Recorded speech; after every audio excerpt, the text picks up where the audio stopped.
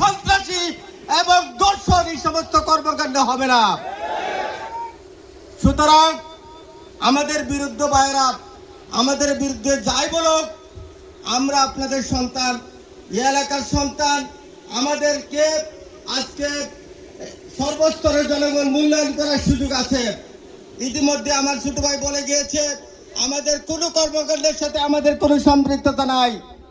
এটাই হচ্ছে আমাদের সুহাদা আলান নাক। আমরা গোটা বাংলাদেশে ৩০০ আসরে বাংলাদেশ জামাত ইসলামী মনোনীত প্রার্থীদেরকে জনগণের সামনে আমরা সাক্ষী হিসেবে উপস্থাপন করেছি।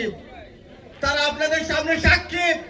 তাদেরকে যদি মনে হয় তারা সৎ, যোগ্য, ক্ষুধাবিও, তাদের হাতে সমাজের রাষ্ট্রের দায়িত্ব দিলে তারা কোনোদিন এই সমস্ত অপকর্মগুলি করবে না। আমার আহ্বান থাকবে, নির্দ্বিধায় আমরা 54 বছর বিভিন্ন নেতৃত্ব দেখেছি। আমরা আপনাদের কাছে আশা করব একটি বারের জন্য হলো বাংলাদেশ জামাত ইসলামীকে আগামী 5 বছরের জন্য দায়িত্ব দিয়ে দেখেন বাংলাদেশ জামাত ইসলামী কি করে।